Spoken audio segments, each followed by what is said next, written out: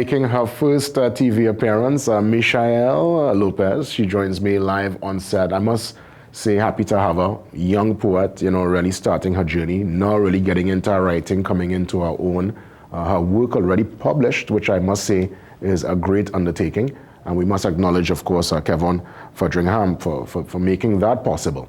And bringing you out of your shell, really, because I realized that, you know, from the little bit I got is that there is lots of talent here, and I guess it's really to take that step, come into the light, and start sharing your work with the wider public. And I'm happy that you're able to do that, MIYSHAEL. I'm so happy for the opportunity as well. Of course. So you're from Enrichment. Talk to me. I grew up all my life in Nariba, actually.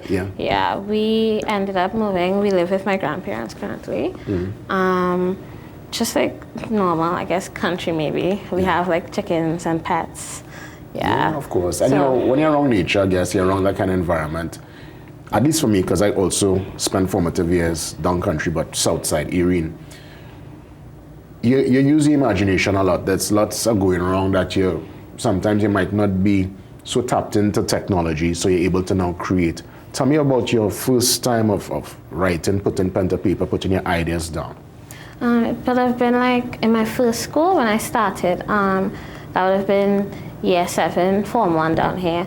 I used to go to school online abroad in England. And we had a creative writing piece that we had to do to present for classes. I ended up doing a piece, the name of the school is Inter High, and I ended up doing a piece just talking about myself. We had a small debate after on whether the world should speak one language or have the multiple languages that we have right now.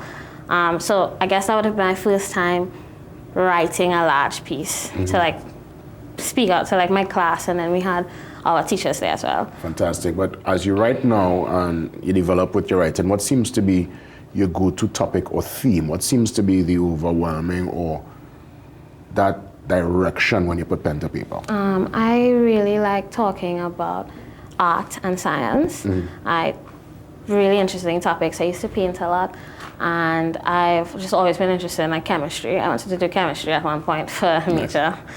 I think when the most I want to talk about, I read a lot of articles for sciences, just very interested in like geography, chemistry, you know, how the world works. I think the largest article I probably read, I think it was like a couple, maybe like 20 something pages. What? Yeah, it was an article on volcanic eruptions and like how scientists end up taking lava so that they can collect to like study volcanoes. Fantastic. I want to ask you though, when you write, who is your go-to person, who you will vet your work with, who you will say, you know what, let me just get a little feedback?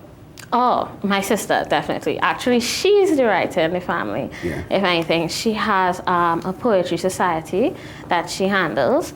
It's doing really well, and she used to write a lot. I think maybe that is where I used to read a lot of her poetry. I liked reading poetry, but not so much writing.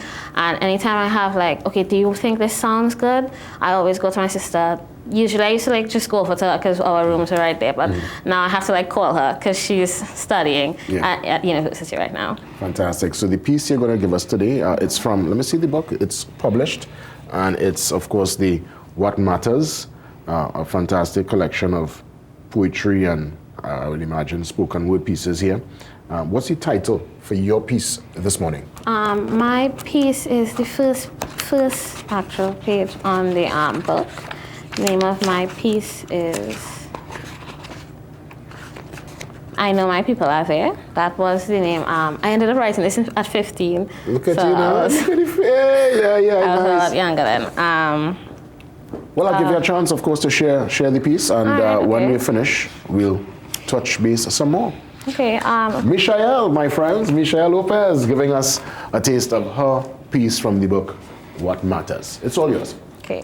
I wrote a poem about myself first. We had 3 modules that we wrote about myself, my community, my hero, who ended up being my sister. I originally wanted to use my grandmother, but I wasn't able to interview her before she passed away. I'm not very good at talking about myself, so I I think I put a lot more effort into my last 2 modules, my community and my hero. Talking to my sister comes very naturally. So I never had any trouble with that piece. I think maybe with my community, I had to bring a lot of ideas together because I had a lot I wanted to talk about, but I didn't really know exactly where I wanted to take it. In our classes with Mr. Fotheringham, he helped me like narrow down exactly what I wanted to talk about, because I had pets and it was my family and my tribe and my community, and I just wanted everything to be there to like represent who I was. But it just seemed like all those topics were just jumbled up into one. I think the poem for my community actually came out way better than I originally thought. The first piece was very wonky. So I'm going to read the poem from my community. Like the waves gathering to wash against the shore, and the leaves blowing, only to fall into heaps. In my heart I swore that no matter where I drifted or momentarily settled, I will always find my way back to my people. The distance between us is of no matter, because the bond is too strong to shatter. The thread has been bound, our energies blended, they are engraved in the ground. So I have no fear, because I know my people are there. Fantastic. Again, let me just take a little touch on the book here. This is your 15? Yes, that's my 15. Oh, nice, nice. So it's really a piece here entitled My Community, and you're talking about, I guess, all those who would have played a part and what you would have observed via being in your said community. Yes. What's your ultimate goal? I mean, obviously already parts of your work already published. I guess plans down the road to publish some more? Oh, honestly, I'm not sure. I don't know if writing is exactly for me. I think when I was writing, it was a lot of fun, but in the editorial process, it was a lot of stress, because I was like, I don't want to cut these parts off, but then there was like a word limit, and you don't want to bore readers. What about performing live? Any plans to, like, let's say, run up in the slam, poetry, competition, any kind of thoughts in that regard? Maybe so much as maybe watching, just there to go to a show to watch. I don't think I can see myself on stage performing any slam poetry. But I want to challenge you though. I think, when you go, take it in, and if the opportunity presents itself, I would love for you to really embrace it. You'll be fearful, you'll feel the butterflies, you will go through all those emotions. But that's sometimes what you have to break through to really send the message out to a greater audience. So, you never know. Well, I'll give you a chance to send some love. Send love to those who would have been there at your side, supporting you from day one. It's all yours. Okay, thank you so much to my family, my aunts, my uncles, my brother and my sister, especially to my sister. You've just been a really strong rock to me. I was a lot stressed going through these years in school, and I think you just blended it over seamlessly. So thank you so much. MIYSHAEL Lopez. Thank you so much. Thank you for being here. You too.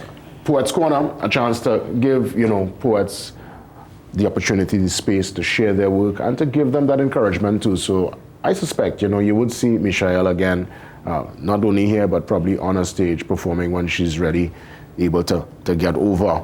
It's just a mental thing, MIYSHAEL. And once you're able to get past that, because I went through the exact same thing, you're able to do great things. So well done. Thank you so much. Up next, Miss Browne. She's going to touch base with us right here on set. See you soon.